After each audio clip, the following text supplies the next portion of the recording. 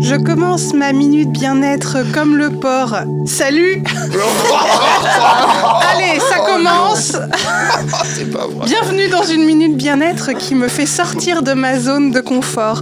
Une zone douillette, un peu comme un bidou pour aller douiller à bidouiller des jeux de mots dont je n'ai jamais compris le fonctionnement. Et pourtant, pour certains et certaines, c'est une seconde nature. Je dirais même une seconde nature Turkménistan, tellement c'est loin de moi. Allez, bon, j'y arriverai jamais. Hein.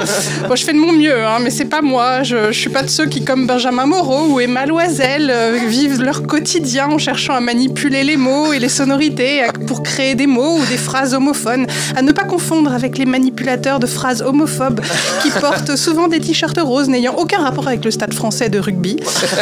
Hein, qui ont l'esprit fermé mais la bouche grande ouverte avec une haleine de Seconde Guerre mondiale.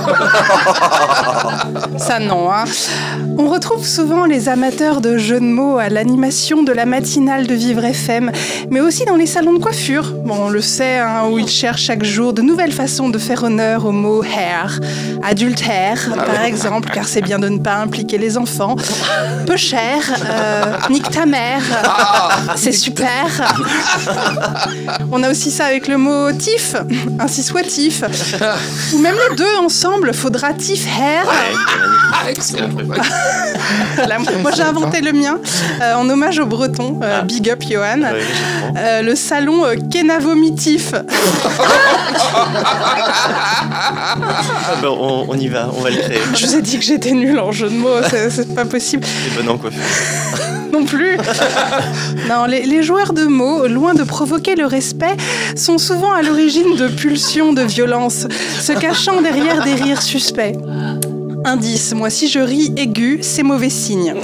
Exemple, Fabrice, il est neuf votre pull ?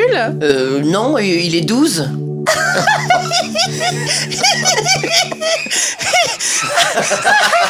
Comme c'est drôle.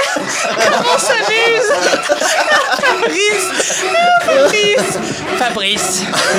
Fabrice, je sais où vous habitez. Je vais venir en pleine nuit vous faire bouffer votre pull neuf, ça vous fera des fibres et c'est pas mal pour le transit. Fabrice, vous allez tellement bouffer du pull qu'on pourra ouvrir un magasin de laine dans votre petit intestin.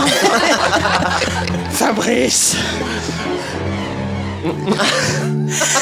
Apprenons donc aujourd'hui à contrôler nos pulsions meurtrières envers les petits êtres fragiles qui aiment torturer la langue française comme un enfant tout mignon à qui on pardonne d'arracher les ailes d'une mouche. Benjamin, Emma, je sais ce que vous avez fait. Commencez tout d'abord par comprendre d'où vient votre colère envers les jeux de mots. Peut-être avez-vous eu 4 bacs de français, ou peut-être avez-vous été agressé par un dictionnaire des synonymes lors de votre enfance.